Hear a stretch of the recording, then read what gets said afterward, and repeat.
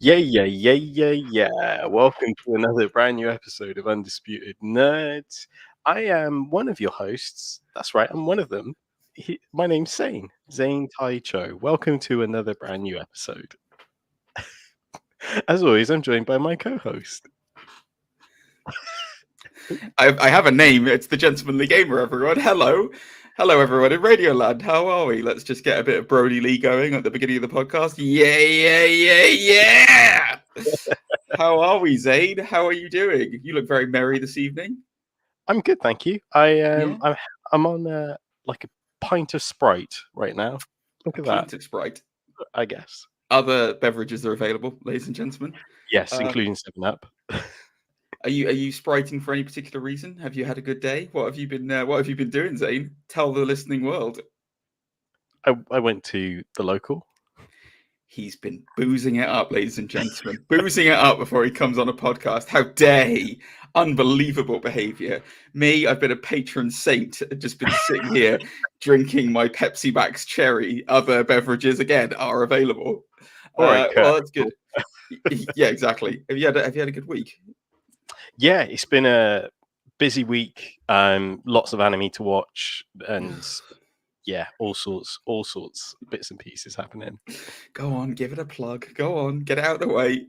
So I do another podcast called Undisputed Anime, where we like to talk about anime and manga. You should check it out. Also, that reminds me, actually, I have to also mention that I'll be going to Anime and Gaming Con in London this weekend, Saturday the 12th. Just Zane is going, guys. I did not get invited because I have zero interest in anime. But I will say this, the Undisputed Anime Podcast is an excellent podcast. And who knows, one day, maybe Zane will bring me on it so that he can educate me on anime. I doubt it very much, but we'll see anyway. Well, that's good. I'm glad you've had a good week.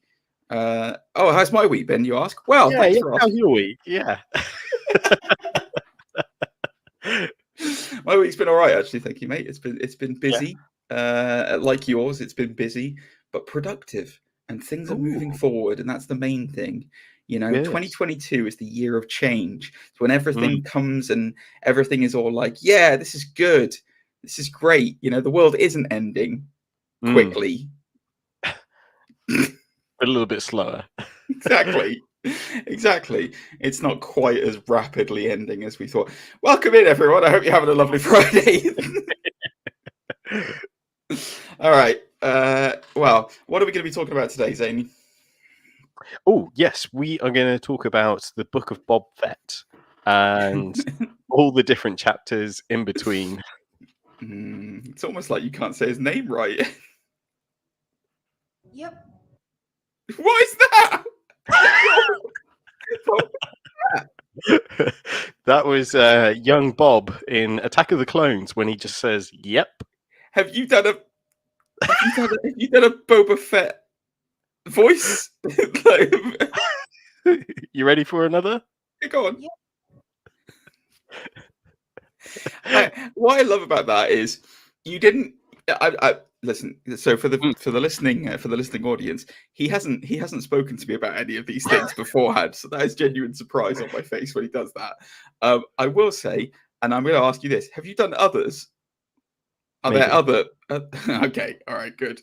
Because if you haven't recorded the "Get him, Dad," I'm going to be really disappointed. Oh, that would have been a good winner. Now you said you it. Haven't, you are, for God's sake. I thought about it, and I was like, that might be a step too far. Get him, Dad. That's the most iconic Boba Fett line in the whole series. Get him, Dad. I really like the yap. The yap is like. Well, okay. So yes, we're going to be doing a series review talking about Boba Fett and or Book of Boba Fett, and it's going to be full spoilerific, guys. So if you haven't watched the Book of Boba Fett, then please cut out when we get to that. But before we do any of that, we obviously have tips and bits coming up, not to mention our regularly recurring segment. And our regularly recurring segment is What's All the Rage with Nicolas Cage. Because obviously you have a tendency to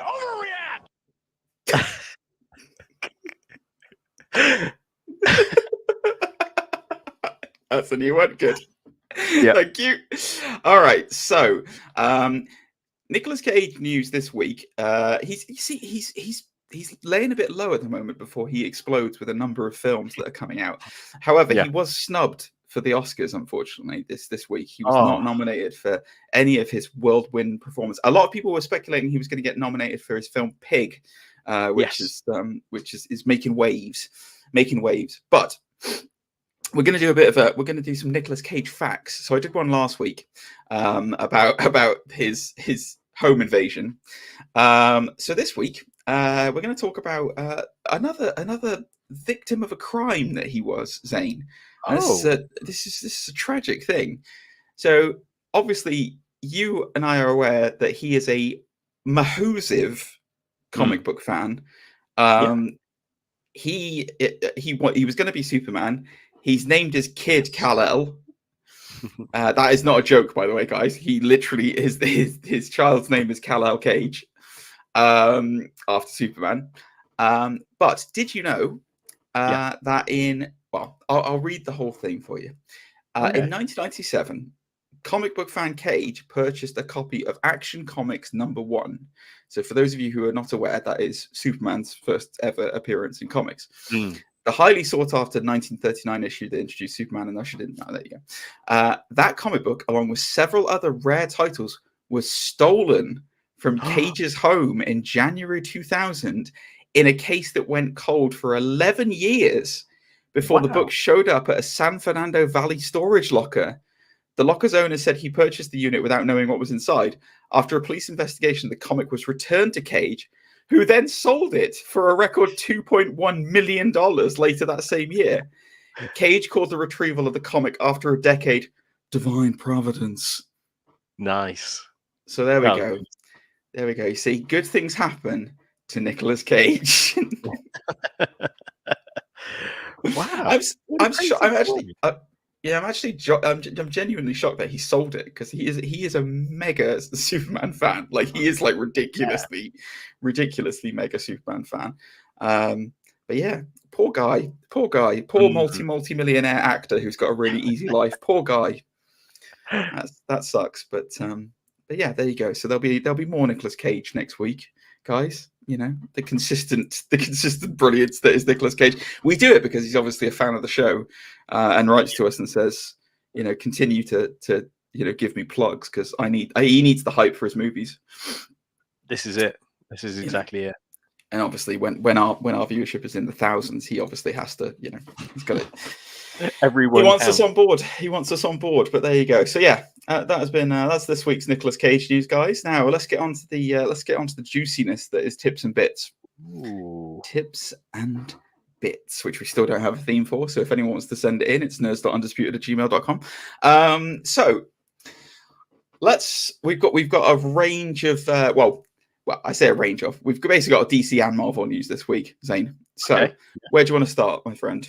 There's more Marvel than there is DC, as there always is at the moment. Hit me with the Marvel. Hit you with the Marvel. Okay. So this bit of news is it's kind of a twofer in one story, but it's a little shout out for people out there who may not have been educated in the ways of the Netflix shows. So Daredevil, Iron Fist, Luke Cage, Jessica Jones, and the Wonderful Defenders. They're going off Netflix. They're being taken off of Netflix. Yes. So they'll depart the streaming service. Yeah, this is UK based, but they'll depart the streaming service on March the 1st. So if you have not seen the Netflix shows, go and watch them. However, do not despair, ladies and gentlemen, because that excellent piece of television history will apparently, potentially, they haven't confirmed it yet, but the likelihood is they'll all be moving over to Disney Plus. Oh, hallelujah! Now, the whole reason of this is obviously because now the show's licensing is reverting back to, because obviously now that MCU can use Daredevil and the likes of that, Netflix are kind of like, well, forget you, I don't want anything, I don't want these on our channel anymore. And obviously, I think based on the idea that Kingpin, spoilers, guys, spoilers for shows. But Kingpin and Daredevil are now in the MCU. Marvel are probably wanting to consolidate everything into one place and go, hey, look, this is all that stuff from before. They have said that this is not the same character. You know, they're different versions of Daredevil and Kingpin. But whilst we're on the subject of Daredevil, there has been an interview. So Supernova Comic Con and Gaming did an interview with Charlie Cox recently, talking about his return to the role of Daredevil. I'm going to paraphrase the first part of it because it basically just says he just assumed that Daredevil was done and dusted and he was never going to play the role again. But this is what he did say, and I'll read this quote exactly. So, as for his MCU future, the Daredevil star shared his hopes to be a big part of this shared world. And this is the quote. The one thing that being in the MCU allows that we couldn't really do with the Netflix stuff is that I can now interact with other MCU characters.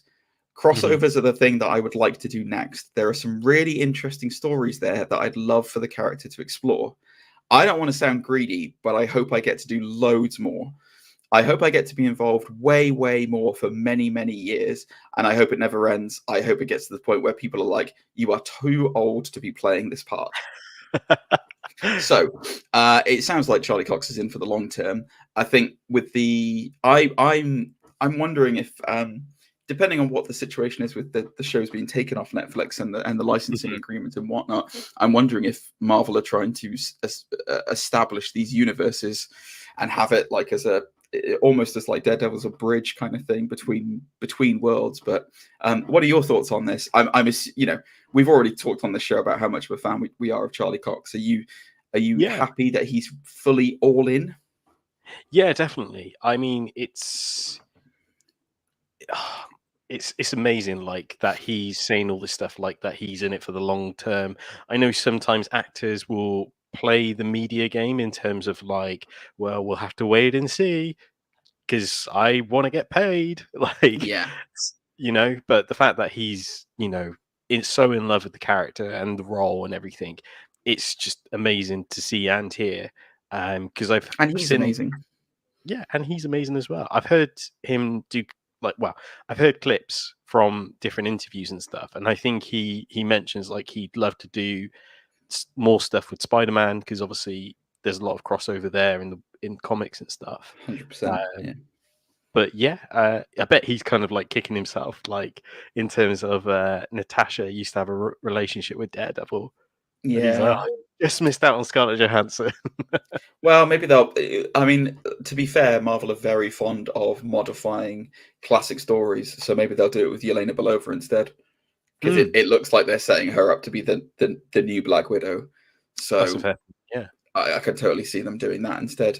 There's also the talks of, there's a lot of storylines between Daredevil and Punisher and they explored that in the Netflix show a little bit, but are they going to bring Frank Castle into the MCU anytime soon? What are they doing with their? We're highly speculating on a number of things about how they're setting up different universes in terms of like not universes. That's the wrong choice of word. Different runs. Different. Different runs. So like the Cosmic Avengers, the Street Level Avengers, Marvel Knights, for example, possibly with Ghost Rider and Blade and all these other kind of like supernatural the Black Knight and those characters. So maybe the speculation has been for quite a while, especially now that Deadpool is coming, is that they're going to do a Marvel Max kind of series, but for films. Oh, okay. So, yeah, exactly. And look at the smile on your face when I said that, So yeah, if they do, my God, like the Garth Ennis Punisher Max run is one of my favorite runs of that is the series of books that got me into the Punisher. So if they do that, that will be fantastic because there is some incredible, I mean, brutal, really, really brutal, but incredible storylines in that. And it'll introduce like villains like there's a guy called Barracuda who's a horrible, horrible villain in Punisher, and introducing him, like do Jigsaw properly as well. Because as much as I do love the first series of Punisher, they did botch Jigsaw quite badly in the sequel. I didn't like their version of Jigsaw. So yeah, I'm all for this. Like Charlie, I love Charlie Cox. I think he's amazing. Which is surprising because I didn't really. He was in Stardust, wasn't he? That's the only thing I can think of. Yeah. Can you name something else he was in before Daredevil? No, Stardust is always my default answer. I can't remember anything else that he's. I'm sure He's everyone's like, look at IMDb, huh? He's a nice guy in Stardust as well. Like he's really, and he's got long hair as well. He looks very. He's very beautiful. What a beautiful man. I'm Anyway, just going to say this quickly before we move on. I saw a clip where he explains how he reacts as Daredevil for his super hearing, and he said like he watched his dog, and the way the dog tilts its head. Yes. When they hear something, he said he tried to mimic that in his role. Oh, that explains why he does weird woofs every now and again as well. I didn't realize that. So when there's like a conversation, he'll just because of his super hearing. Yeah. And if he hears a squeaky toy, he starts to salivate. Yeah, a squirrel. Yeah, exactly. He has to chase it up a tree. That is part actor, part dog, Charlie Cox. There we go. All right, so moving on, more Marvel news. So, Guardians of the Galaxy 3 is currently this is a good story. This is funny. So, Guardians of the Galaxy 3 is currently filming with all the stars returning. James Gunn's obviously officially said it's the last time we'll see this lineup of the Guardians on screen. Zoe Saldana has been on Instagram. She's been rocking it out on Instagram. She's been posting some good videos on Instagram. She recently did a video about the fact that she's got no mates, which is interesting because while she's doing that, she's also flicking through a folder on her desk of Guardians of the Galaxy production notes. This video was up on Instagram for a while. Marvel. Okay, so the video was up for a while, right? And then it disappeared. And then the actress shared the same video with the folder blurred out with the following line. Had to take this down before because of Marvel security. Now that I've covered up what they don't want you to see, let's just focus on the no mates. So, thoughts on Zoe Saldana being the latest Marvel star to leak a load of stuff on the internet, which we'll probably start to find out about soon. Yeah, that's hilarious. Like, I know in the past they've done that on purpose, like to kind of throw some red herrings, but the fact they've gone that extra length to repost it with blurred out. Yeah. Basically, it's like it was just normal, and it had this. She's kind of done the green Gamora writing on it, and it's pointing. It's actually not no mates. It's pointing towards like a cup of tea, which is her friend, basically, because on set every day, and she's written mate on it, and then it's like she's reposted up, and like the green writing is just over the folder, just scrubbed all out. It's like.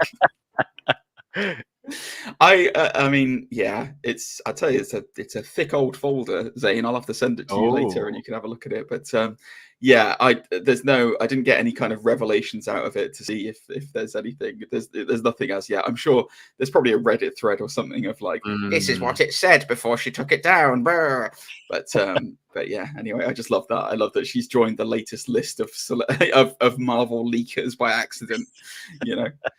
She's not up there yet with the legendary Ruffalo who let everyone watch half of Thor 3. It is phone on the live, wasn't it? Yeah. Was it Instagram Live or Facebook Live? I can't remember what it was. It was something. One of those, yeah. Anyway, but beautiful segue. Speaking of Thor Love and Thunder. Here it comes, everyone. So this is a rumor, but I thought it was worthwhile bringing up because it kind of it presses into a lot of kind of different aspects.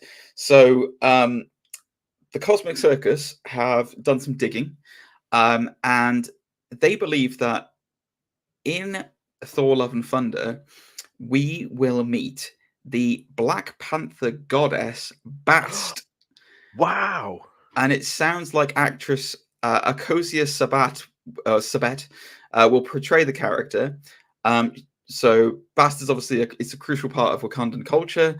The idea is that she's the Panther goddess who first led the warriors to the heart-shaped herb. Yada yada yada. So she's also apparently in lore. She's the half sister of Khonshu, who we're about to see in Moon Knight. Yeah. So it would kind of make sense that she would appear in this, especially the working theory is in Love and Thunder, she'll either be, it might be current day, but it's doubtful. She might be one of the people that Gore the God Butcher murdered. That it could be like, because he's obviously, he's confirmed for Love and Thunder, and he's run through quite a few gods before he gets to Thor. So yes, the rumor is that she's going to be in it. Also, it would probably lead into Wakanda Forever because they got rid of all the herbs and Black Panther's dead. So they kind of need a way to get the old heart-shaped herb back. You know what I mean? So thoughts on this, Zane? Are you excited to potentially see other gods and start exploring? Because we got some mythology of the previous gods in Eternals. So are you liking that they're expanding out the old celestial god bodies in Marvel? God bods. Yeah. God bods. Ooh. Yeah, that sounds really cool. I like the sound of that, to be fair. I didn't realize till this week. I think I knew it, and I just didn't remember. But Russell Crowe is supposed to play Zeus in this as well, isn't he? Yes. Yes, he is. He's confirmed to be Zeus. Yes. So I've got other things. I love that you've just done that because that's one of the next stories that I've got to talk about is old Russell Crowe. So yeah, yes, he is confirmed as playing Zeus. So yeah, that again, like you said, the whole idea of like Thor meeting Zeus. I know they've done that recently in DC Comics where like Wonder Woman got to meet the Greek. I can never say it. Pantheon? The Pantheons. Pantheon. Yes. Yes, the Greek Pantheon. So yeah, I love that sort of concept, that idea of all these gods kind of knowing each other or crossing paths at some point. Yeah, I don't know. Yes, I don't know.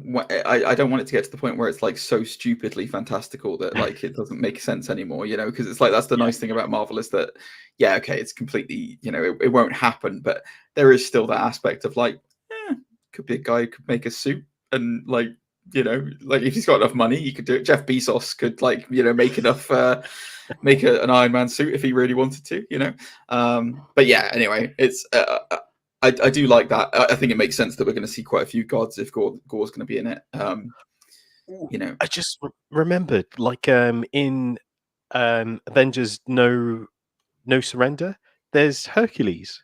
Hercules is yeah. Just dawned on me. I just remember. Yes. Hercules is Although the last thing I remember of Hercules is when he got ripped in half by the Sentry. But there you go. That's just that's how my mind works. Unfortunately, I just like seeing gods destroyed. Speaking of gods, you brought him up there. The acting god Russell Crowe has been in the news. He's obviously been confirmed as Zeus. However, THR are reporting, brace yourself for this, that the Man of Steel actor has apparently signed on for a role in the Spider-Man spin-off, Kraven the Hunter. What? He's apparently going to join Aaron Taylor-Johnson as the titular anti-hero.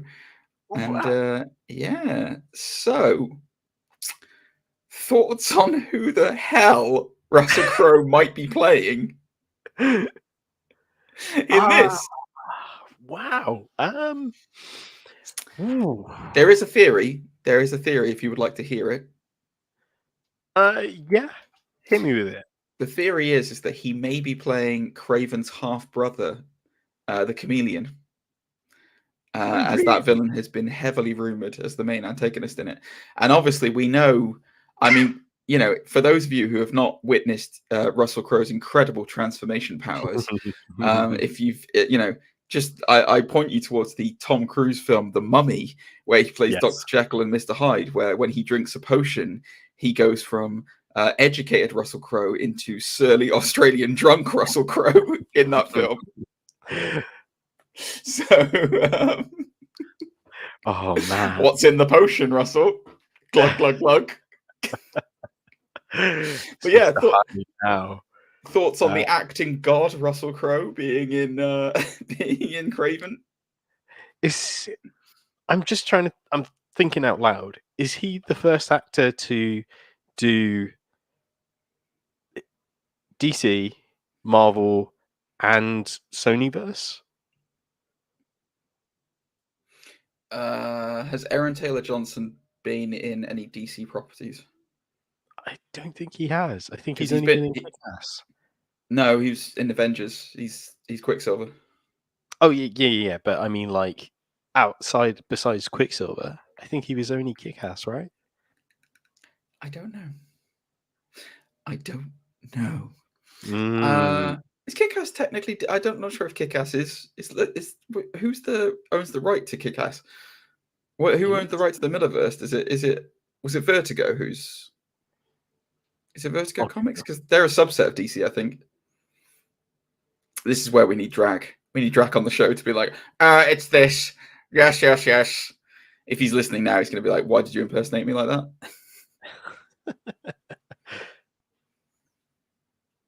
But yes, anyway, guys, whilst we're not doing dead air, so Jodie Turner-Smith has also been cast, and she's apparently in line to play Calypso, but it's not confirmed yet.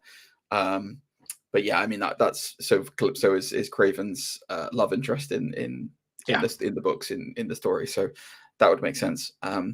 It'd be interesting if we had, so as far as like if he's playing the chameleon, what I think would be particularly interesting is if he's, because I always think of the chameleon from the Spider-Man animated show where he's got that big white head. He just looks like a crash test dummy kind of thing. And I think it'd be quite funny if they put Russell Crowe in that big white head and he's playing the chameleon when he's not transformed. But I think it would be good if they got a load of other, like, it could be quite funny if they got a load of other actors in to like be the chameleon, but like in disguise. So like they get how funny would it? Oh God, imagine how funny it would be if they got like Chris Evans or Robert Downey Jr. to come back and like the chameleon is like, it would be hilarious. That would be so funny. Can you imagine though? It would have to be like typical sort of Sony actors. So I think it'd be like Daniel Jared Craig. Leto.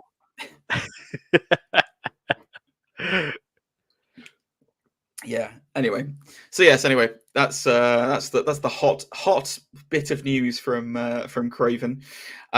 This is the last bit of Marvel news, and then we've only got 2 stories for DC, and we'll get onto the review. So, speaking of reveals, so Ms. Marvel has been is coming out soon. So out on May the 13th, the TV series Ms. Marvel. So CBR has confirmed what the titles of the show's episodes will be called. And in the titles, it's a potential reveal of a character that we weren't necessarily expecting to hear. Would you like to hear what those titles are, Zane? Yes, please. Okay. So, the opening debut episode will be called Kamala Khan Embiggen. Pretty straightforward.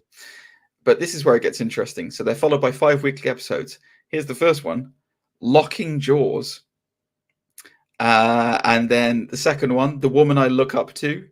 The third one, New Kid on the Block. Sorry, there's a fourth one, New Kid on the Block. Then the fifth one, My Faith. And the sixth one, Only Here to Save the World. The reason why this is interesting is that the second one, called Locking Jaws, there is a character in the Marvel Universe called Lockjaw, who is a teleporting dog of the Inhumans. We are under the impression that Kamala Khan is not going to be an Inhuman in the MCU series because they're trying to distance themselves from the dumpster fire that was the Inhumans TV series. That guy, it wasn't Bob Iger. Who was it? Whoever the guy was at Disney who wanted that, the guy who was in charge of the TV. Who was it, Zane? Sorry? I think it's Jeff. Is it Jeff Loeb? I keep wanting to say Jeff Loeb. I want to say it's Jeff Loeb as well. But anyway, so that guy, right? But Lockjaw is a fairly prominent member of the Inhuman royal family, which consists of Black Bolt, Medusa, Crystal, all the others. So like the fact that Lockjaw might actually be in this Mm. maybe we will see Inhumans, possibly. What do you think, Zane? What's your thoughts on this one? I really hope so. Uh, as weird as it sounds, it is Jeff Loeb. Yeah, I really hope we do get to see the humans because I really like Black Bolt. I'm not too crazy about everything else around it, but I really like him. Black Bolt, the Inhuman Royal Family, and Black Bolt are some of my favorite characters ever in the comics. Yeah. There's a couple of runs. So I have this weird. So I got this weird thing about power, like and like weird feats of strength on screen. Like if it's like or in books and stuff. I don't know why. It just makes me really excited when I just see someone who's like completely normal, but then they can just destroy anything, or like they just display incredible. Like when I see Superman, even to this day, it's a weird thing. But like when I watch Man of Steel, for example, right? When Superman is like caught in the anti-gravity beam of that world destroyer, and he like he powers through the whole thing and destroys it. It just like it gives me weird goosebumps. Like just the sheer force of will. And like there's a bunch of this for those of you who have not read it, there's a comic run series called War of Kings, which is it's a lot to cover, but I'll explain it very quickly. So there's a Summers brother that is not Havoc and is not Cyclops called Vulcan. That's a whole nother thing. He marries is it Lady Deathbird from the Shi'ar Empire, Lalandra's sister, basically in the Shi'ar Empire. They then kill Lalandra, and then they become Vulcan and Deathbird become the rulers of the Shi'ar Empire. Okay. And then whilst this is happening, the Inhumans return to the Kree homeworld and claim their birthright as the rulers of the Kree. No way. At that point, the Shi'ar invade Kree space. So it is the Inhumans versus the Shi'ar Empire. And it is Vulcan versus Black Bolt. Vulcan is an Omega level mutant because he's like Cyclops and Havoc. So he's got ridiculous energy powers. So it's basically like the end of that book is an all-out war between Black Bolt and Vulcan, and it is amazing. Yes, exactly. It is amazing. Thank you for that callback. It's so good. Like there's a like basically you see I nerded out then. Did you hear my voice go? You see Black Bolt use his full power on Vulcan, who, as I said, is an Omega level mutant, and it just shreds him. Like it just wipes. Like he's literally down to like muscle and bone. But because he can heal ridiculously quick as part of his energy powers. So he like comes back and just screams at him, "I'm an Omega level mutant," and it's just beating the hell out of him. It's so good. Read War of Kings if you haven't, guys. It's very, very good. Anyway, I want to see the Inhumans as well. I want to see them done right, much the same as like some other characters like Iron Fist. I'd like to kind of see redone a little bit as well and shown some love. But now they've got Shang-Chi, they probably won't do that. Well, yeah, and plus in the latest comic book runs, they've recast Danny Rand as well. There's like a new Iron Fist and stuff. Just going back to what you were saying about people who don't look strong, there's a series. Again, I know you're not huge into anime, but there's an anime series called One Punch Man. Which I've heard of One Punch Man. Yeah.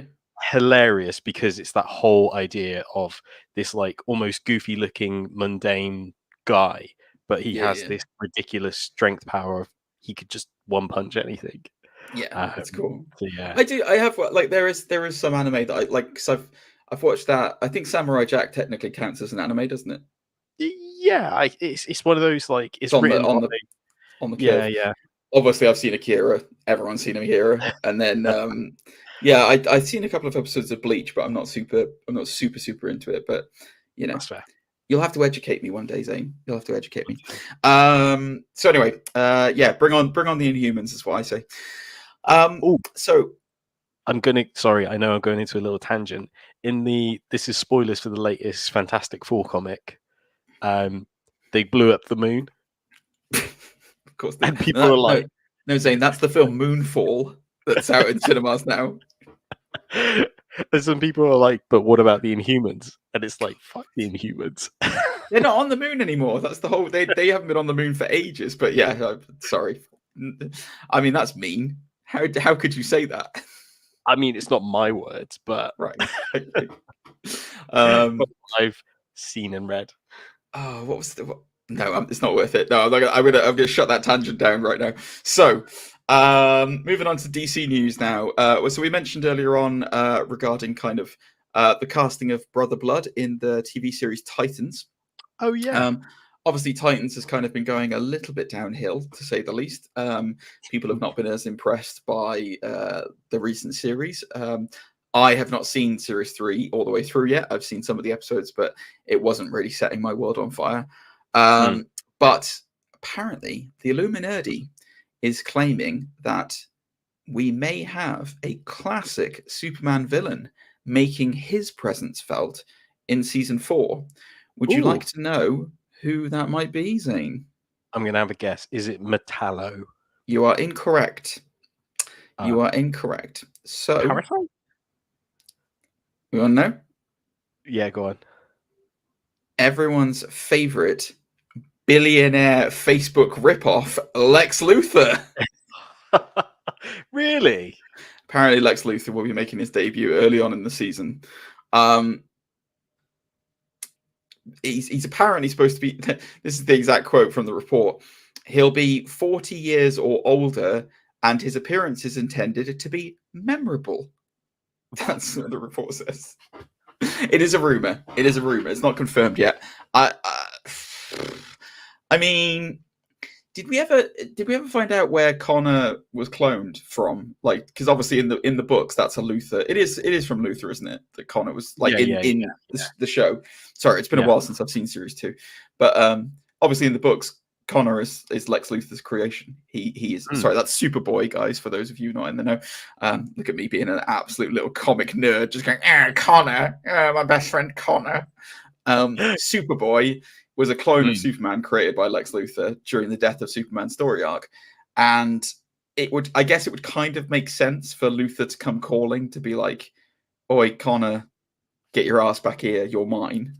Your real dad's here. Yeah, Papa's here. But I mean, my read on this is it's kind of going to be similar to the Bruce Wayne appearance in season 2, where it's kind of like he'll show up for like an episode, do some talking to say, "You're not the real Superman. You belong with me, boy."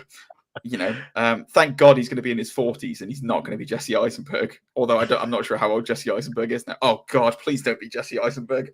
Please, God, don't be Jesse Eisenberg. No, they can afford Jesse. God. I'm surprised they would do it because considering we've just had Lex Luthor in Supergirl, and even then they didn't do like Lex Luthor straight away. They did like Max. Lord. Yeah. Max Warlord. Max. That's what I can say. I know where you were going with it. So yeah, they had to kind of like old Pedro Pascal, Maxwell Lord. That's what it should have been. Wish for it. I kind of hope it's if any. Oh, here's a crazy idea. What if they got Michael? Is it Rosenberg who played as Lex in Smallville? Yeah, I guess so. I mean, he's the best Lex Luthor we've ever had. He is the best. He is the best Lex Luthor. Yeah, no, he definitely is. Yeah, because we can't. I mean, let's face it. Gene Hackman never really played Lex Luthor. Like he wasn't. He was just a weird version of Gene Hackman playing like a character that wasn't Lex Luthor. Just a weird estate agent, basically. And then we can't talk about Kevin Spacey anymore. No. So yeah, and the least said about Eisenberg, the better. Jesus. Did you see that report? Like this was ages ago, but like, did you see the report that like Snyder wanted to originally call like Batman v Superman like Son of Sun versus Night of Night? Yes. Yeah, it's the worst title ever. It's supposed to be the their titles, isn't it? Like the Son of Day versus the Night. Yeah, it's not son of but sun and yeah, night of night. It's yeah. so stupid. I hate it. I hate it. I was like, you know what? I don't agree with many studio decisions. This instance, they were right, Snyder. I'm sorry, they were right. Although I hate the fact that it's Batman v Superman. Anyway, Because there was a lot start of with it. disputes between the V and versus, wasn't there? Yes. That's Yes. hilarious. Anyway, I think it's safe to say that we're not super hyped for Titans 4, but it'll be interesting to see what they do with it at least. Because I thought with Brother Blood coming into it and Mother Mayhem and all that kind of jazz that they were going to go down more the Raven route again, but yeah, it doesn't look like it. The last bit of tips and bits this week is regarding the Batman. It's almost upon us, my friend. It is almost upon us. It is less than a month away as we record this. Tickets for the Batman went on sale yesterday. Fandango caught up with. That's not the wrestler Fandango. That is the is the news site Fandango. Caught up with the movie's cast, and Robert Pattinson. Robert Pattinson had some very interesting comments to make about potential sequels. Really? Yes. So. After previously, I'll read the whole thing. After previously appearing somewhat hesitant to commit to any future appearances as the character, the actor was quick to share his enthusiasm for not just a sequel to the Batman, but an entire trilogy of movies. And here is the direct quote. I'm down to do it as many times as people want to see it, really, Pattinson admitted. Like, I mean, I got to get this one out first, but yeah, like, I mean, I've talked to Matt about the idea of doing a trilogy, and that would be wonderful. I really, really enjoyed the process, and it's such a fun character to play. And yeah, that'd be lovely. Lovely. So that's an actual quote. The actor also expressed interest in exploring Bruce Wayne's evolution into the giant party boy we know from the comic books. And Zoe Kravitz, who was being interviewed at the same time, added, Bruce is such a recluse in this film. To see Bruce evolve into the person that knows he has to perform and be on a yacht with some, that's a really fun journey to go on. And then Patterson agreed with the Catwoman actress, joking, and Alfred's like, you need to be Batman again. And he's like, I'm a party. I'm at a fashion week. I'm a party boy. So, this is what, I mean, I think that there's going to be a lot of comments. Apparently there was a report that they're predicting that the Batman's going to open significantly lower. I don't have the exact figures in front of me, but it's apparently going to open significantly lower than what many people would expect for a big, blockbuster Batman movie. Yeah, maybe because of the month of March, because it's normally a bit of a dead month when it comes to film releases. But I mean, thoughts on sequels, where they could potentially go with sequels. Please don't do Joker. Please leave him alone. I'm wearing a Joker t-shirt today, but please don't do Joker. It's not needed right now. If you're going to do him, save him for the third one. Like, do not do Joker in the second one. Because otherwise it's just like, oh, let's just do the Nolan trilogy again. Woo! Like, there's so many other interesting villains. But thoughts on this, Zane? What's your initial read on this? I really excited to see this, and if Matt Reeves has already got a trilogy in mind, then that's cool. I'll happily watch a trilogy again. The other thing, I guess, is like there's already going to be spin-offs from this already, right? Because there's the TV show. There's rumors about it. Whether have they confirmed that the TV show is completely linked with the Batman? Yeah, because they mentioned it at DC Fandom. Because it's supposed they're gonna have like Montoya. Renee Montoya. Yes, the Question, the lady who becomes the Question. Yeah, I just can't not get my words out. I don't know what is going on with the way that you pronounce names, honestly. By the way, guys, for those of you who found it weird that he said the book of Boba Fett, Zane cannot say Boba. For some reason, it always, and it's been commented on by listeners of the show, so thank you for getting in touch, by the way.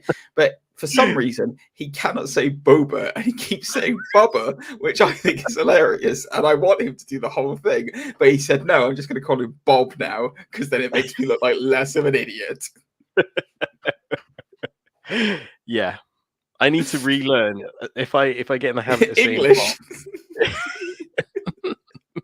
re-educate myself. You got too wrapped up in anime speak. That's what the problem is. That's what it's doing. It's overwritten your common senses. Yeah, it doesn't help. But anyway, there we go. I think we're very excited to see the Batman. I am really looking forward to it.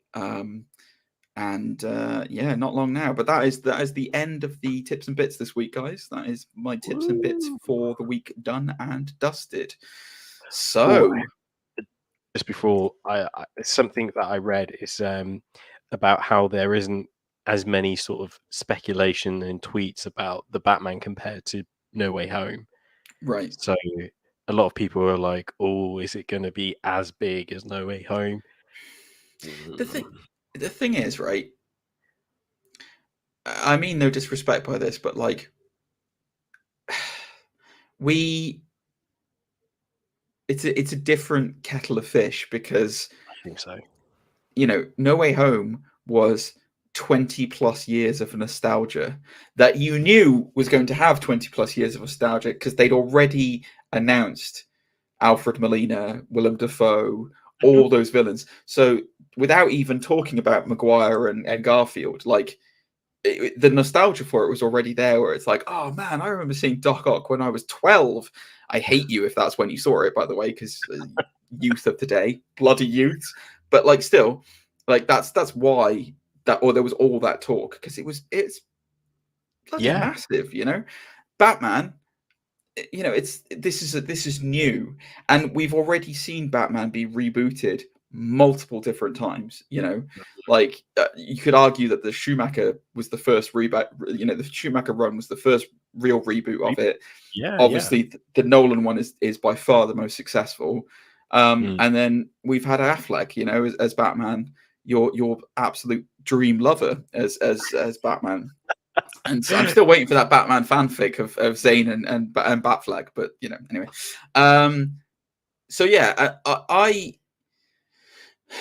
The first trailer for this from Fandom, the first one they ever released, got me so hyped for this film.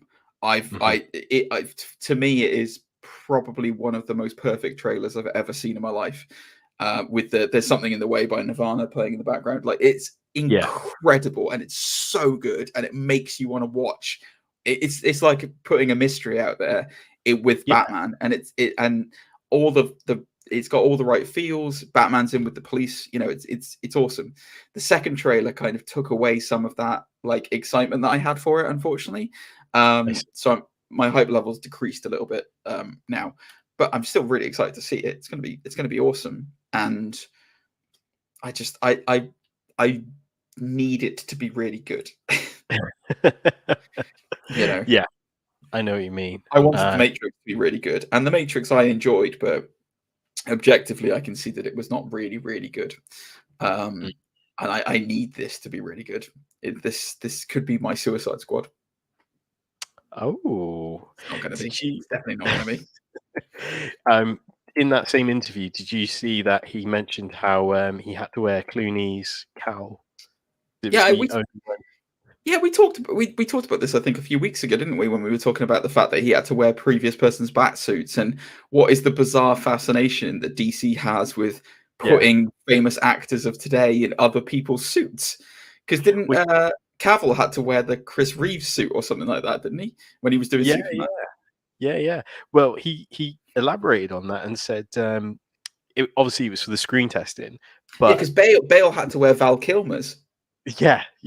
So he said they actually gave him all of the suits, and the only one that would fit him was Clooney's because his head shape. What are you going to say? They've both got massive dicks. That's why. Because Clooney's was the only one that would fit him. No, he said like it's the cowl. He said he's surprised how much smaller everyone else's heads were. He's got See, he's got what I've got, which is fat head syndrome. That's what the problem is. It's like you can't. Hats won't. I have to get my hats enlarged because they won't fit me. Jesus, honestly, that's not true. I don't have to do that. It's just I've got a big head. It's a family issue. Me and my brother were talking about it the other day. Well, that went off on a weird tangent. Anyways. What's our main topic for this week, Zane? Today's main topic is the discussion Topic. about Topic. what did What's I going say? on with you? Topic. You did Season a B one. instead of a P. Season 1 of Boba Fett. What a wild series. Yeah, this one was this is a weird old one, isn't it? Yeah. How do you want to do this? Do you want to do the old disputed undisputed? Yeah, let's start with that. I'd say that's a good way to start. All right. Do you want me to go first, or you want to go first? Yeah, you go first. It was undisputed, Mm.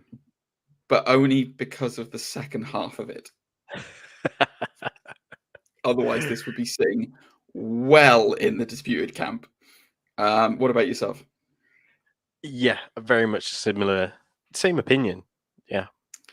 So I tracked this show through the whole thing, and I have made some notes as I was watching it through the series. Would you like me to would you like me to read out these notes that I made? Yeah. Okay. All right. So these were the notes that I made whilst I was watching the show. So the show is called The Book of Boba Fett. I've never read a biography where half of it was about someone else. Who the hell is Tamura Morrison playing? Is he Boba? Is he Django? Is he Cody? Is he Rex? Or is he Aquaman's dad? After Boba Fett's fired his big rocket on his back, where the hell does he go to get another rocket? And also, why does he never look where it's going? Why is it that Tuscan kids have helmets like that? Surely when they get older, their heads grow so they won't have the same masks anymore. I wrote, yay, Cad Bane is here. And then I wrote, oh, Cad Bane is dead. And then as a little side note, I put, I wish I was to Pedro Pascal what Grogu is to the Mandalorian. So yeah, those are just sort of the thoughts I had whilst I was watching this show. So yeah, for those of you who have not seen this show, please go and watch it. It's well, don't listen to a review of it on this podcast. Go and watch it first, and then come back. Welcome back. So yeah, we did a review of episode 1 when it first came out, and I was extremely annoyed by the way that he got out of the Sarlacc, which you just saw at the end there when he was looking at it on YouTube. But it's really hard. This series really felt like it just felt like a bizarre footnote onto the Mandalorian that wasn't necessarily needed. Yeah. I mean, what did you think of this show, Zane, overall? It's really mixed for me because I was really excited to see this. I just think the direction around it was just so muddled. Like, I don't know how to describe it. It just feels like loads of elements just kind of meshed together. Yes. Yeah, it was not cohesive at all. No. It felt Boba Fett was really cool in Star Wars originally, in the original trilogy, because he was this kind of like silent killer who he didn't say very much, and he was kind of mysterious, and he was kind of like this, like, oh, I wonder what the hell he's all about. He's got that really cool armor. I wonder what the hell his deal is.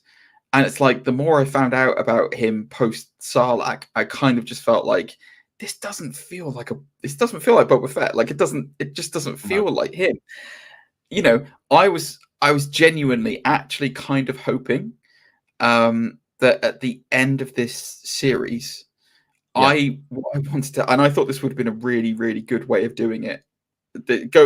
Bear with me on this, because this character just feels so fundamentally different to the bounty hunter character that we know from episode 5 and 6.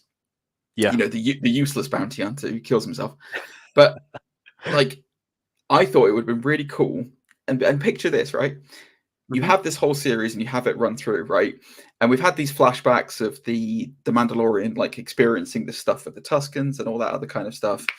Yeah. Imagine, right, if this is all established and then he gets set up at the end. So basically, guys, for those of you who haven't watched the series or just want to recap to it, the Book of Boba Fett is about how Boba Fett becomes the crime lord in charge of Tatooine, and consolidates all power and literally is like the new Jabba the Hutt, but it's Boba Fett.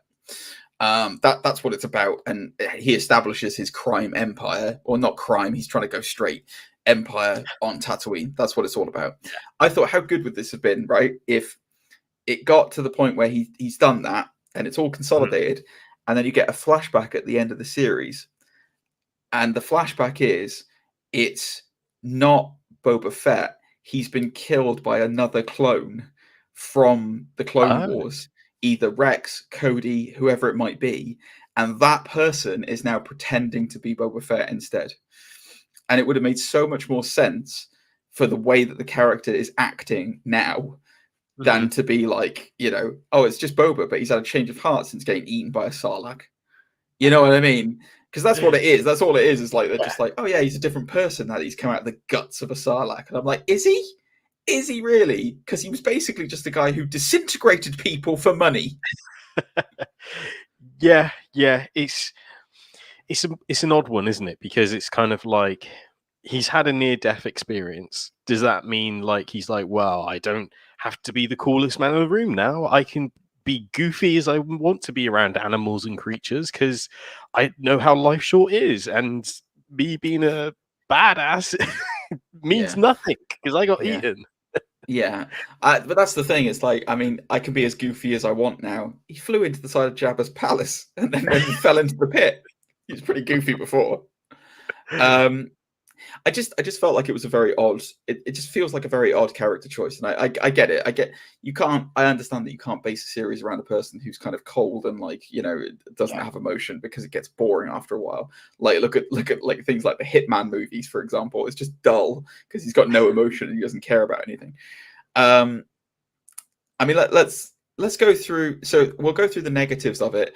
I thought that the Boba Fett storyline was very, very dull, very boring. Like the Tuscan stuff was style, like story as well. Like, oh my god, a mafia style in Star Wars? Like, are you kidding me? Yeah, like, that's the thing. I got really excited when the Hutts turned up. The twin Hutts. You showed them in the pictures earlier on.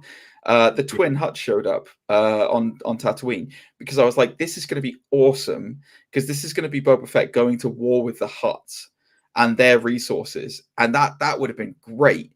And then and they were really interesting as well. It wasn't just like a case of I haven't seen something like the twins, as far as like the Jabba twins in Star Wars before. And I thought that was great. Like I thought that was really, really good. And then they just disappeared after episode 2. They weren't in it anymore. And I was like, that sucks. That really sucks. They introduced a lot of characters. There is a Wookiee that I can't remember the name of, but he's basically Hanha from the Knights of the Old Republic game. That guy, what's his name? Black Chrysanthemum? Yes. Yeah, that guy. Ask you to pronounce that when your name pronunciations this week are on fire. I can even say Maxwell. I like that they got a big bad Wookiee in it now. That's good. That's really good. Because like that, they haven't really covered that before. Because obviously there's they're not going to talk about it, I don't think, in the shows, but the Empire enslaved Kashyyyk, the Wookiee homeworld, during the reign of Palpatine, and Wookiees were used as the slaves. So like in Revenge of the Sith, is it? You actually see like that, like the Separatist army on the homeworld of Kashyyyk, and that's where Yoda almost gets killed, and then he does the old like backflip and chops their heads off. But like we never see the after effects of how jaded that makes Wookiees towards the rest of the galaxy and stuff like that. And like Wookiees, like that guy is a direct remnant of that, where they're just like, they hate every other sentient life form in the universe and they just want to kill everything.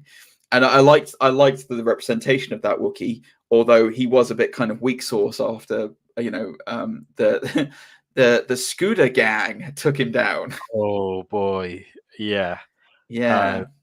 That's something I'm not too fond of, which is episode 3, the streets of Mos Espa, and the introduction of the mods. Yes.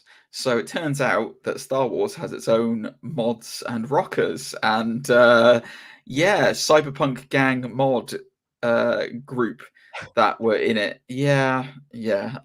So basically, in his journey to consolidate power, Boba Fett enlists the help of a lot of different people.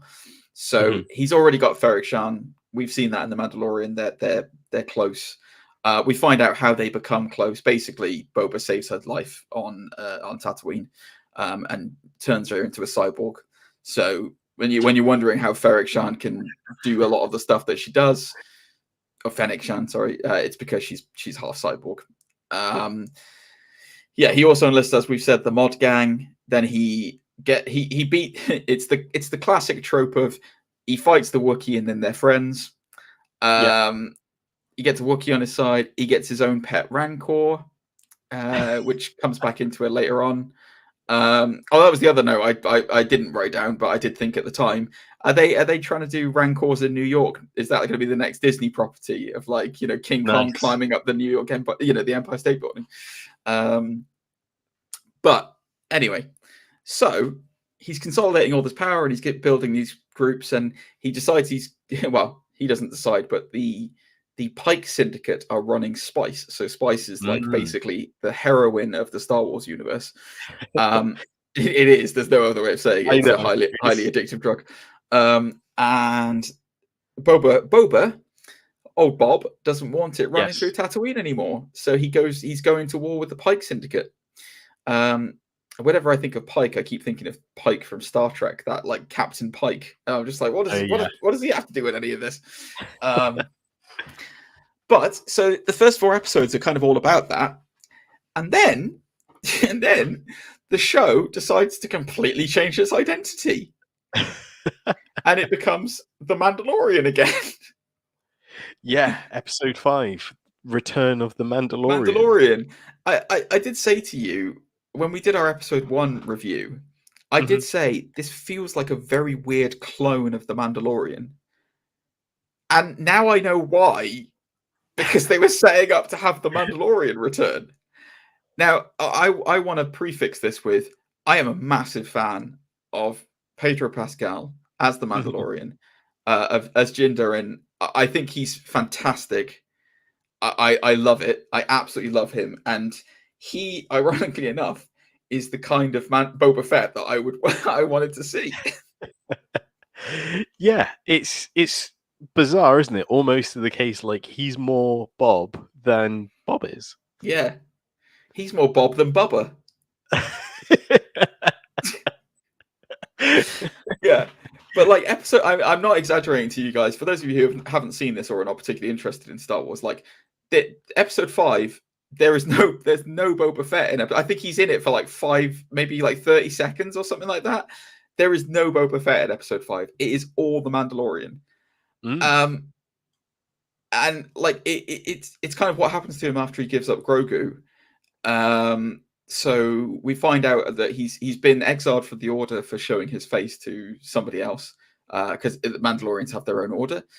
He's obviously wielding the Darksaber now. What's interesting about that was that he's still wielding the Darksaber even though he's not now part of the Mandalorian clan, which to me was almost like I feel like that's going to be a setup for season 3 of Mando, where people are going to come. It's going to be he's being hunted now. Mandalorians are going to come after him because he's rocking the Darksaber. So again, for those not in the know, the Darksaber is an ancient Mandalorian weapon, which basically means whoever wields that has the power to control and consolidate all clans of the Mandalorians. And turn them into a real fighting force. So it's very vaunted after in Mandalorian culture. So yeah, episode 5 is I mean, I have a hard time whether it was episode 5 or episode 6 that were the best episodes of the season, because they were both incredibly good, like incredibly good. I think 6 is just slightly better. But yeah, we obviously see that he's got an old Naboo starfighter now as well as his ship, which is badass. It looks so good as well. It looks so good. Yeah, I was surprised with this whole idea of like pimping out a starfighter. It's great though. It is great. cool. I like it. I did think it was a bit precursory when you noticed that they got rid of the astromech. Yeah. I was like, okay, so Grogu's coming back then, because there's no reason you'd create a tiny little pod on the back there unless it's going to fit a tiny little Grogu. Especially if you're a bounty hunter, because unless you're going to constantly decapitate is he really a bounty hunter? I guess he technically is. Yeah. I guess he technically is. And I anyway, but yeah, regardless, I loved it. Like, I love that ship. I think it's great. I did enjoy the Razor Crest, but I mean, if you want to give him a unique vehicle that doesn't really exist anymore in Star Wars universe, and like, I do question what he's going to do with the speed of it, but I mean, yeah, it was fine. So yeah, after episode 5, we get on to episode 6, which is probably my favorite of this series. Where, by the way, the reason why I haven't covered 1, 2, 3, and 4 is because, well, we covered 1 already with our review. 2, 3, 4 is literally just a bunch of Tusken Raider stuff, where Boba is learning the ways of being a Tusken Raider. There is, I will say this actually, I can't. Is it 2 or 3? They have a very cool speeder bike train heist kind of thing, where there's like a speeder train that flies through the desert. Is it 2? Is it? Yeah. You see, 2 was all right, man. I quite enjoyed episode 2, and then it all kind of just disappeared after that. But when I was talking about consolidating power and stuff like that, that is literally episodes 1 to 4. It is literally just like all like establishing, like, this is what he's doing. He's going from town to town. He's meeting people. He's getting introduced to new characters who are going to become part of his crew. And then we're getting flashbacks to what happened to him when he got out of the Sarlacc pit, which was he spent a load of time in the desert learning how to be a Tusken. Yeah. There you go. Done. Sorted. It's how do you feel like them adding these extra layers to the Tuskens? Because, you know, a couple of years ago they were just kind of bad guys, like for Anakin to mindless bad guys, and now they're these like indigenous people. Yeah, that's very much the point that they're going for, isn't it? It's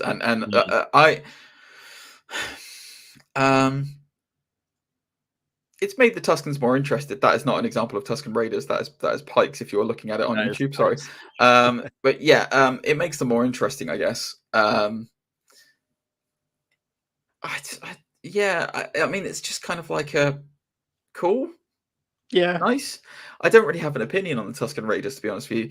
The fact that you never get like a. I'd be interested if it was like it. I'd be interested if there was one that we could identify with. You know, if they had a Tusken where it's like he's not got his mask on, or he's deliberately been kind of not exiled, but like he's a scout for them or something like that. No, not even excommunicated. Like, he's still part of the tribe, but his whole purpose is to, you know, like mingle with society so that they have resources or stuff like that. You know what I mean? Like, because then you can identify with it where he bridges both worlds. But the fact that it's always just been like, oh, what's going on here? What? What? What? What's this? And then, they're just kind of like, I don't know. It just, I'm fine with it. And they obviously, but again, it's like, it's weird. Why do their kids have like the helmets? They've got tiny heads. They're going to get like Robert Pattinson trying to put on the Batman suit. He's going to have to get a George Clooney helmet. Talking of weird helmets. Steady. The Pikes. I see. Thank God for that. I don't know where you were going with that. We're filming it late tonight. I thought you were going after dark. Oh. Speaking of weird helmets, zip. Yeah, I really enjoyed episode 5, by the way. Yeah, sorry, I didn't answer your opinion. So much good stuff in there. It's all right. I talk about didn't know. six for us as well whilst you're there. Did you know the story about this little canteen thingy that the Pikes were carrying around? Well, there was two, wasn't it? There was the spice thing, and then there wasn't. I thought that was the bomb that they. Yeah. But it's apparently I can't remember which YouTube video I watched that explained this, but in Should we Empire just Strikes Back.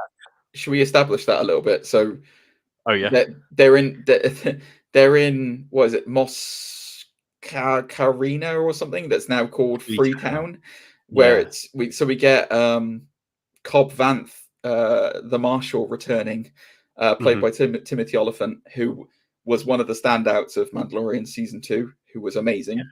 He was the guy who claimed Boba Fett's armor, and now has had to give it back. But yeah, he interrupts basically the Pike Syndicate digging up some stuff, which is it's basically a box of dodgy heroin spice, and then what you're about to talk about. Carry on, Zane. So this container, apparently, it's made an appearance in Star Wars before, in Empire Strikes Back, in the Cloud City, and essentially, apparently, it's an ice cream machine. But because during the chaos when everyone's running around in Cloud City, when shootouts are happening, there's a guy in the background who's just running around with an ice cream maker machine. What? And like fans always find deep cut fans think it's hilarious sort of thing. So they've like repurposed it as this sort of container. Oh, so now, right, okay.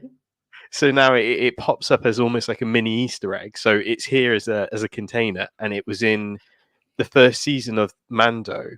I can't remember his name. He used it as a container as well. I did not know that. Oh yeah, he does for the eggs, isn't it? Doesn't it have the weird eggs in it? Is that the one that Grogu keeps eating? He keeps eating the eggs out of that, doesn't he? It's the one. The guy who works for the Empire, and he has like Viscard steel. Moff Gideon. Yeah, not Moff Gideon, the other guy who employs Mando to begin with. Oh yes, what's his name? Werner Hogsig is the actor's name, or something like that. I think is his name. Yeah. But yes, I know the one you mean. The one who pays him in the like Imperial gold bars. That guy. Yeah. Yes. Oh right. Okay. Cool. Awesome. I didn't know that. That's funny. It's funny. Yeah. So episode 6. You want to talk a bit about episode 6, darling? I think that's actually in episode 6. That bit you're talking about, isn't it? Yeah. This is like screen shots from episode 6. Sorry, if you're listening on the podcast, we're just looking at some screenshots on the live feed right now from the show. So do you want to go through what happens in episode 6? Because these are the reason why we're talking about these is that there's a lot of noteworthy stuff that happens in episode 6. Yeah, and in 5 and in 7. I guess we get to see Luke train Grogu. Oh my god, dude, what is going on with you tonight? Grogu. Oh, sorry, I was just multitasking. There we go. There's the pictures back. Yeah, we get to see Luke train, which was really cool. And obviously they've tried to improve the CG face that we've mentioned. Holy crap! This CG face was good. My god, this was a million times better than what it was in the in the Mandalorian. Like they because it's the deepfakes guy, isn't it? Yeah. So they hired the deepfakes guy who did a YouTube video improving the original Mandalorian like facial work for Luke. He did a video showing how to improve it, and Disney hired him to work on a secret project, which turns out was this. So this is we get to see Luke Skywalker training Grogu, as you rightly said, Zane. What did you think of the voice? Because for me, it was a bit robotic-y, sort of like tinny for Luke. It was Mark Hamill. It was a robot. No, it was Mark Hamill. None of it's him. No, that's not true. It was Mark. It was actually him. No. It's an actual voice actor, but they auto tune it. No, I don't believe you on that. Hang on, you keep talking. Yeah. I guess the interesting thing here is that Luke tries to reinforce the idea of letting go of attachments, which is a difficult task for our little baby Yoda, because he has such a unique fondness for the Mando. Also, we get some flashbacks to Revenge of the Sith, where Luke helps Baby Yoda. We do, yes. Sorry, I apologize. You've really pulled me in with that revelation. So I know, it's weird, isn't it? It is Mark Hamill, just for the record. It is him, but it's not exactly him. It's a repurposing. You're right. It's an AI algorithm that has taken his voice from previous films, so from previous Luke Skywalker dialogue, and synthesized the voice out. So it is still Mark Hamill technically, but you're right. It's run through an AI algorithm. So that's why isn't it? It's I'm going to swear, absolutely fucking bizarre. That has freaked the shit out of me, Zane. Thank you for destroying my childhood with that. Destroying your childhood. I thought it was Mark Hamill. I was really excited that they got Mark Hamill back again for the voice. If you watch the episode, but with headphones, you can hear it. You can hear the sort of God. That scares me for like the future. It's like we can just completely CGI a person and their voice now. That's just why do we need real people anymore? You know? Yeah, this is how Skynet is created, Zane. First it's our Jedi. Next it'll be our defense network. Anyway. It's and Peter Cushing. They did it with the Rogue One already, didn't they? They've already did it, yeah. So sorry, you were talking about the Grogu was there at the sacking of the Jedi Academy on Coruscant. Yeah, Order 66. He was there. How the hell did he get out of there? I've seen a lot of Kenobi theories around that. Ooh, I like that. I like that a lot. That's a very good point. I hadn't even considered that. Yeah, I guess we don't know if they had. Obviously he was there, so there must have been some. Maybe there was some. I don't know. Yeah, that's crazy. Or they just confused Grogu for a houseplant. Yeah, it's very young.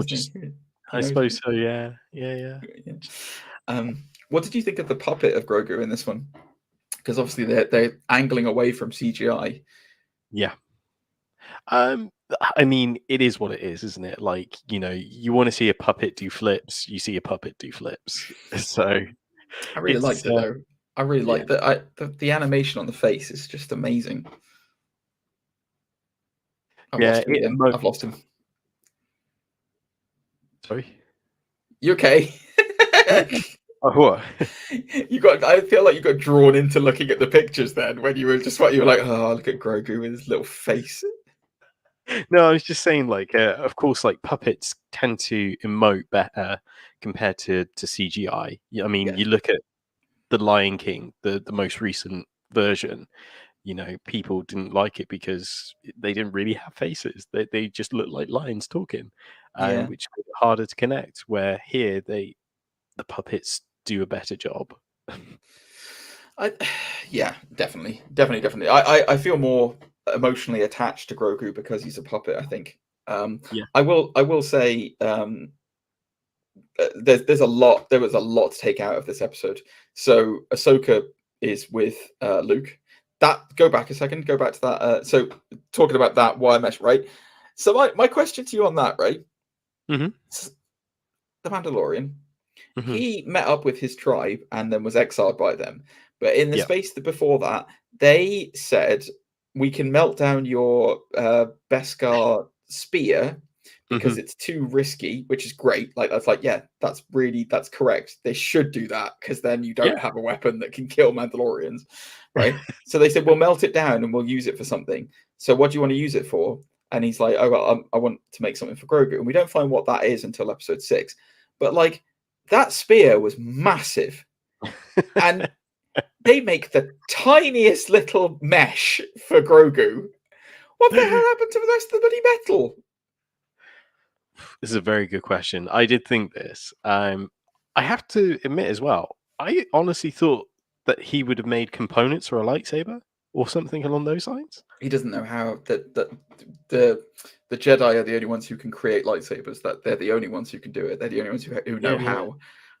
They also it's to do with the without getting too much into the lore of Star Wars. You need to use the Force to construct the lightsaber. You can't just make it with your hands. It has to be specially crafted. Otherwise, the only thing that because even the Darksaber was created by a Jedi, because the Darksaber was created by a Jedi who was also a Mandalorian. So lightsabers are not mass produced in the galaxy. It's only Jedi and Sith who can make them, because you have to be able to manipulate the Force to place the crystal and charge it, I guess, in the saber. I think that's the explanation that you had for it. So you couldn't to the wielder as well, isn't it? Plus, what's the point of making a Beskar lightsaber? Like, why would you like the bloody blade is the thing that people hit. Nobody hits the hilt. It's like, if you hit the hilt, you're dead. It would have been. It makes sense to make him armor. It really does. I'm just surprised it was some chainmail. So, I mean, as far as Revelations are concerned about this episode, Ahsoka and Luke knew each other and were friends, clearly, which is there was a really nice flashback to when she was standing by Luke, and it's similar to when she was standing by Anakin in the Clone Wars, and then she's like, so much like your father, which was like, if that had been me, I would have been like, what do you mean by that, love? Because that guy killed half the universe, so what are you trying to say? I really liked that. I'm very excited to see the Ahsoka TV series. I really cannot. I think Rosario Dawson is nailing it as Ahsoka Tano. Just and a mature Ahsoka as well. I actually went back and have started watching the Clone Wars, the animated series, because this show made me want to. But yeah, she's great, absolutely great, and I can't wait. So that was good. Yeah, like you said, the revelation of like Order 66 with Grogu being there, the revelation that Luke has Yoda's lightsaber. Yeah. Also, the revelation that like in this time period, Luke still hasn't established the Jedi Order yet. Like Grogu was technically going to be his first pupil, and we now have the answer as to, did Grogu survive the sacking of the Jedi Academy by Ben Solo? Yes, he did, because he was never there. Yeah. Because he makes the choice to not train as a Jedi, but instead to go with his papa, the Mandalorian. It's. I don't know if you've seen this already, but online I've seen some people have breaking this down and realised that Ben Solo would have been about 4 when this all takes place. Oh, really? So he's almost that sort of youngling age group to start teaching Jedi mind tricks. Did we ever find out which planet this is? Is this Yavin? Is this Yavin 4, or do we know what planet it is? I don't think it's confirmed. Okay, because I think a lot in the legacy lore. Look at how good that looks, though. That looks that is literally looks exactly like Mark Hamill in Return of the Jedi. It's mad. So good. And it's way better than it was in it's still janky sometimes with the motion sometimes, but man, the deep fakes on this were just insane. Sorry guys, looking at the screenshots again. I apologize for those listening on the podcast medium. So in the legacy lore, it's established that the Jedi Academy is set up on Yavin 4 after Return of the Jedi, but I don't know if it's the same on this. I mean, getting further on in the episode, we get another Filoni creation brought into live action. So we get the bounty hunter Cad Bane finally introduced. One of the standout characters from the animated series. So I can't remember. Is he a Chiss? I can't remember if he's a Chiss. If that's the species of what he is. I think he's a Chiss. They're basically the blue red eye guys, blue skin red eye guys. Grand Admiral Thrawn is probably the most famous of the species in the Legacy lore. Oh. It's a great character. It's a great character from the Clone Wars.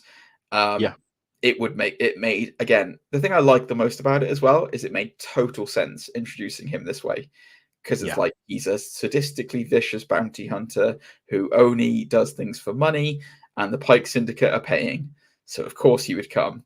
And he has this weird backstory with Boba Fett anyway, just in terms of kind of like bounty hunting lore and like how the two of them have interacted in the past after Jango died in Attack of the Clones, with the old head knock. Get him, Dad. So Yep. So yeah, it was really good to introduce him. I did hear I was speaking to a friend of mine at work today who he said he was a bit disappointed that he did then die immediately in like the next episode. I see. I'm not that disappointed by it, to be honest with you. It's a nice end to his story. Like I mean, there's nothing to say that he will not turn up. I wouldn't be surprised if he's sent after Kenobi. I really wouldn't be surprised if they're bringing him up now because he's going to feature in the Kenobi series. The interesting thing is that he has like a monitor on his chest which has like a beeping light, and apparently the light doesn't stop beeping even after he's like Django after Bob strikes him down. Right. Okay. Interesting. I didn't notice that, but I will take your word for it. Interesting. I wonder what the point of that is. Almost like a pacemaker. It keeps him going. It could be that he's got that rebreather because obviously he's got tubes in the side of his head, so it could be that it's keeping his body oxygenated. I don't know. I don't know, or whatever. Not oxygenated, but you know what I mean. I don't know. Theories. But I think it's safe to say episode 6 is easily my favorite of this series, and there's so many good parts in it. Just so many great parts. And then episode 7 is of this series, not the film. Episode 7. Episode 7 is literally just the culmination of all of this, and just a big old Tatooine hoss fight. It's a big old shootout. Yeah, between the Boba Fett's crew and the Pike Syndicate, with a Rancor rampage.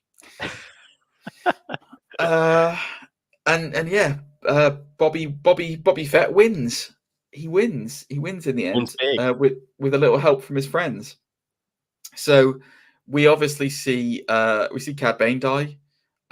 We see the biggest tragedy of the entire series, which is the 2 piggy Gamorrean guards who were, loyal to the end, get pushed off a bloody cliff. That was horrible. I was like, that's really nasty. It was so long as well. Like it felt like super drawn out. Yeah, we do. I will say this: we did finally get to see why Boba Fett is actually considered quite a badass. Like he did have a lot of like heavy duty weaponry and stuff. They did demonstrate his full arsenal in this fight. The bit that was properly awesome was when him and Mando were fighting off the Pike Syndicate, just the two of them. That was great. Like that bit, I was like, yes, that is awesome. Because bounty hunters, especially Mandalorians, they are supposed to be really, they're proper badasses in the galaxy. Like these guys are supposed to be like in the Old Republic era, those guys could take down Jedi. Like they could actually beat Jedi, regardless of the Force powers and the levels of Jedi.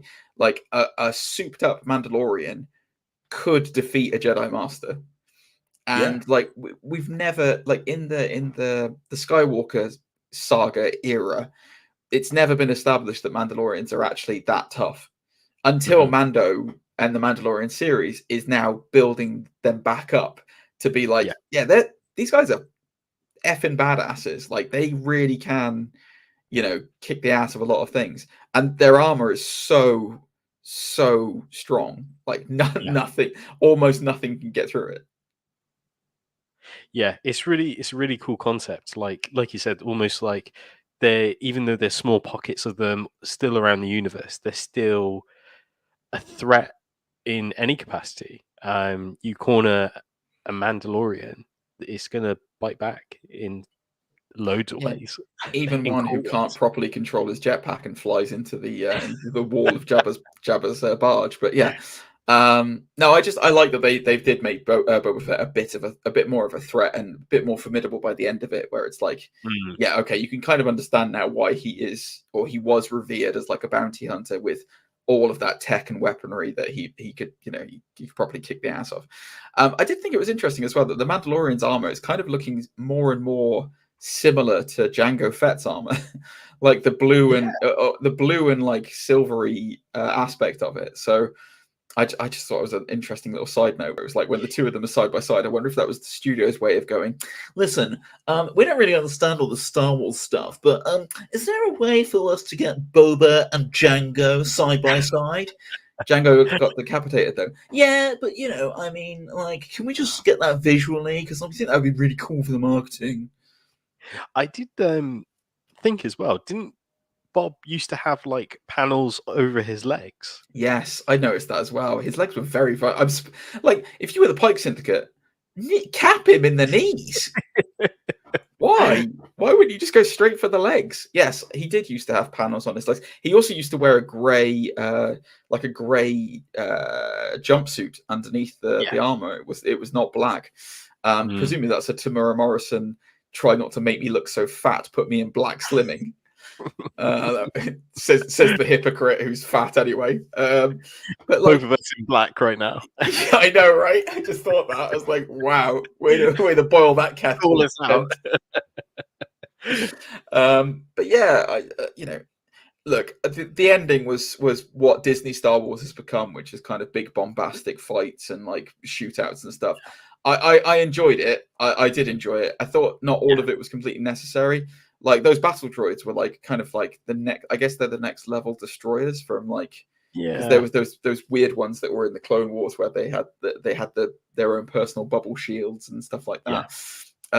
Didn't like the fact that a lightsaber couldn't cut through those bubble shields though. I was like, that's janky as hell. That's Jango-y as hell. But yeah, I mean, it was cool, and like seeing a Rancor properly rampaging live action was really fun as well. But and I'm so glad it didn't die. I was really worried the Rancor was going to die. I was like, as soon as Cad Bane walked in front of it, I was like, oh no, they're going to kill the Rancor. Can we talk about this weird 360 no scope action that took place with one of the mods? Do you remember this? Where he's helping the Wookiee, and then for no good reason, he decides to do a mini twirl and go bye-bye. Yeah. There's also that part where he's looking really cool on his mod cycle and then just gets immediately wiped out. And I was like, yes, that's what I want to see. Suck that, scooter boy. I think the biggest problem with the bad guys was there was no, apart from Cad Bane, there wasn't really any representable, there wasn't any equal opportunity things for it would have been nice if we would have had like another named bad guy come into this. You know what I mean? Like somebody with like, Cad Bane's crew that he used to rob, like he robbed the Senate with and stuff like that. Like in the Clone Wars, if he'd have had his crew, and then it would have been like a henchman off with like that would have been great. I'm glad the Wookiee didn't die as well. I was worried that Wookiee was going to be like pawn sacrificed. As soon as the Gamorrean guards died, I was like, oh man, they're going to kill off all these guys that we just got to know. But yeah, obviously Grogu showing his force powers. I question where they're going with Grogu now. Like I really do, because I genuinely thought he wasn't going to be in Mando 3. I thought he was going to be at the academy and learning to be a Jedi and then come back into it later. So I do genuinely question where they're going with this. Like, is he going to grow up to be like, a force sensitive bounty hunter? Is what, I don't know. I really don't know. But yeah, I get the only thing I could imagine is I guess similar to the sort of Ezra Bridger sort of idea of it's not completely faithful to the Jedi way, but it's kind of close enough, if you know what I mean. Because he's all more about the living force, isn't he? And it's more about catering to that and making sure it's balanced and everything else than it is about being attached to things and and things of that nature. So you're saying there's going to be like almost like the same with the Mandalorian factions. There are going to be different sects of Jedi, where it's like they have different beliefs. Yeah, I mean, look at Ahsoka. Like she's still doing Jedi stuff, but she's not. Yeah, this could be the introduction of grey Jedis that a lot of people have been asking for forever. Yeah. That Ahsoka technically is. She's technically a grey Jedi because she doesn't follow the beliefs of the Order, but she's not a dark side wielder either. Yeah, I guess so. I don't know. There's a string of books about it was set like 1,000 years or something like no, maybe not 1,000, 150 years or something like that after Return of the Jedi, which was called Star Wars Legacy. It was literally called Star Wars Legacy, where it was Cade Skywalker. So it's it's the grandson of Luke, and he. Long story short, the Sith have risen again. They always do. The Jedi Academy is gone, as it always is, and Cade has renounced the Force. So he uses spice sticks to cut his senses off from the Force, so that he can't feel the Force anymore. And it's that story. So I wonder if they're trying to kind of establish something like. Because I don't like the fact that the one thing I didn't like about this, not the one thing, but one of the things I didn't like about this was the fact that Luke is remaining true to the gospel of the Jedi Council, where it's like, you can't have any attachments. It's like, that's bull crap. I don't like that. I don't like that at all. Because it's like, it just doesn't work for me. That I don't like that idea. And that's another credence of the Jedi, where it's like, if you had allowed that in the first place, Anakin would have gone mental. I'm just saying, guys. Just saying. Yeah, it's I it didn't sit well with me either. Considering again, we're always going to compare it to the legacy stuff, and knowing full well that he gets rid of that sort of thing in the legacy version. Yes, he does. Yeah, it's just kind of like it may be that he gets rid of. To be fair. Actually, let's look at this subjectively. It could be as a result of this that he gets rid of those doctrines. Like maybe he comes to the conclusion after this of like there's always going to be that confliction in younglings and whatnot of the need to see family. It's more about controlling that need instead of letting it consume you, which is what Luke in the Legacy is all about. So maybe we'll see that was the whole point of this, was to educate and move forward. But yeah, it's great. Like the last 3 episodes are what make it worth watching this series. Otherwise, if it had just been based on the first 4, I would have said, yeah, you can give it a miss, guys, because it's not great. And obviously we set up for Mando. My theory is with Mando season 3 is that it's going to be him and Grogu, but they're on the run because a lot of Mandalorians are hunting the Darksaber from him. And he's going to have to be fighting them off. That is my theory. I like that. Yeah, I like the sound of that. That'd be cool. It's the only thing that really makes sense. Yeah. Do you think we'll actually see Mandalore, the planet Mandalore in season 3? I guess you'd have to now, because they've done everything else around it. Like we get to see the bombing. I guess it's something we didn't get to mention. We didn't talk about that. Yeah, we get to see the actual destruction of Mandalore, which is amazing. But yeah, I can't remember the I refer to her as a princess, but I know it's not right. The Bo-Katan. Is it Bo-Katan who lost the right to hold the Darksaber?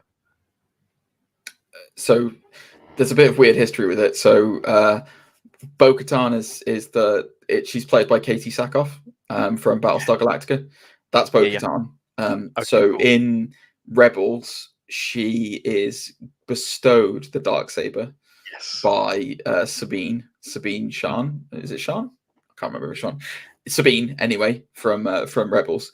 and then she loses, like Bo-Katan loses the Darksaber to Moff Gideon, but Bo-Katan is of the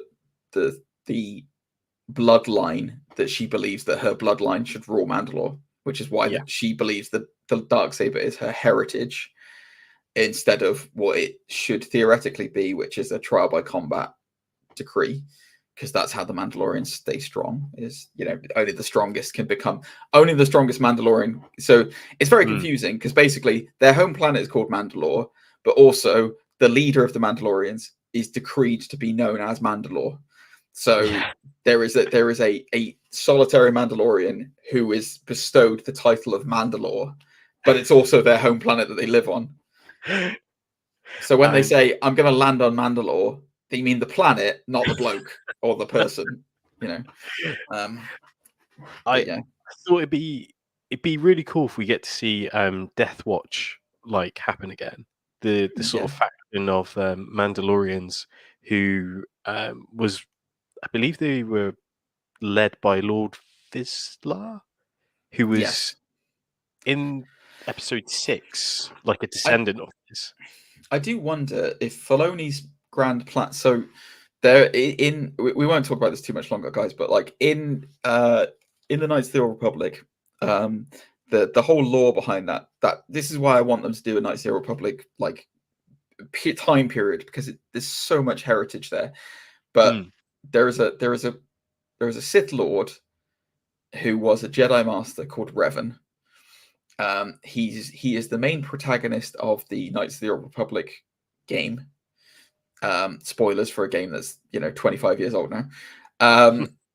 But the reason why Revan turns to the dark side is because there is a Jedi war. So in the Old Republic, the Jedi are basically like they are in the Anakin Skywalker era. So that there's thousands of Jedi, and they're all like whatever.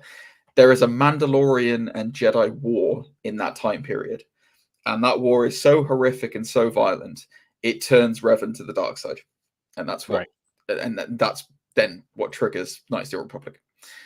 I'm wondering if Filoni and Favreau are building up the Mandalorians so that now that the era of Skywalker is over in terms of the films, like the Rise of Skywalker is done, I'm wondering if there is going to be, to make it fresh, to make something new, they're going to do a Mandalorian versus Jedi war set after the events of Episode 9, potentially with Jin, I can never say his name, Jin, with the Mandalorian, with Mando, being Mandalore, like leading the Mandalorians in the war against the Jedi.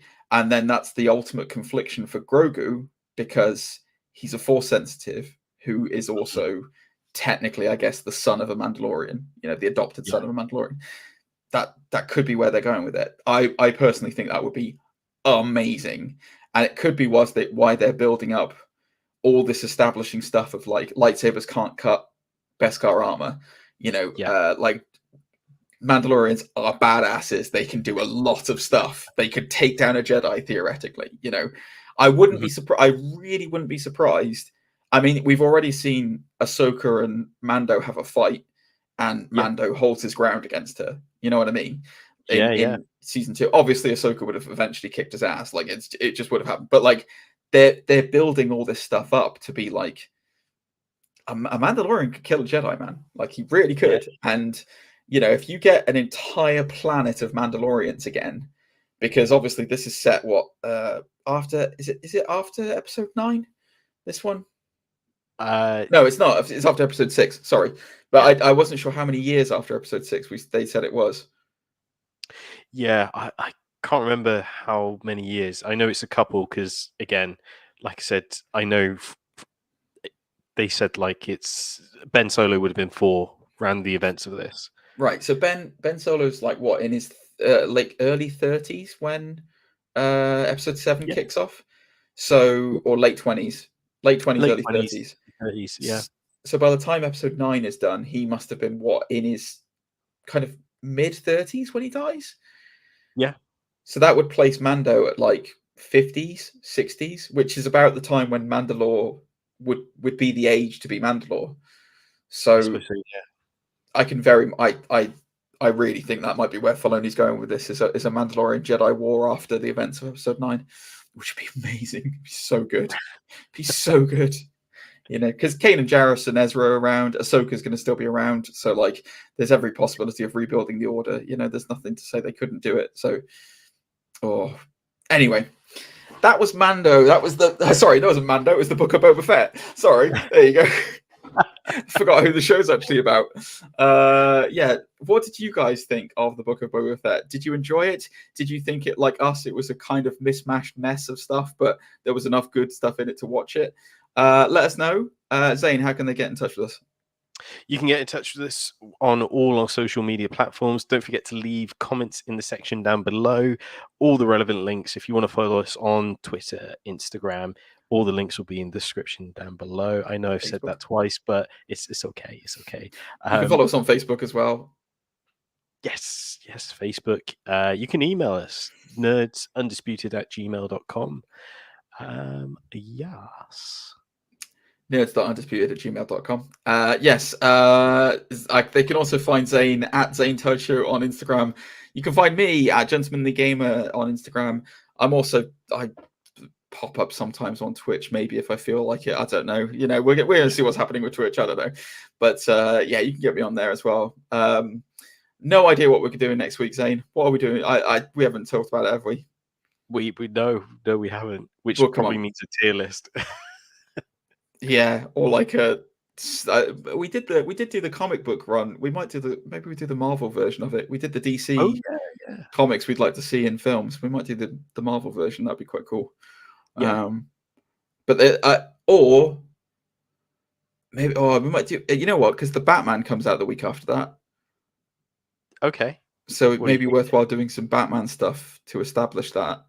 Maybe possibly our favorite non-movie Batman stuff, like anime or you know, TV shows. You know, that sounds good. I like that. We'll see. We'll have a think, guys. We'll have a think. Keep an eye on for next week's show. It's going to be a humdinger if we have no idea what's going on. And chaos. Yes. Zane, do you want to sign us out? Okay. Thanks for listening. Thanks for watching. And yeah, ciao for now. See you next week. Thanks, guys. Bye.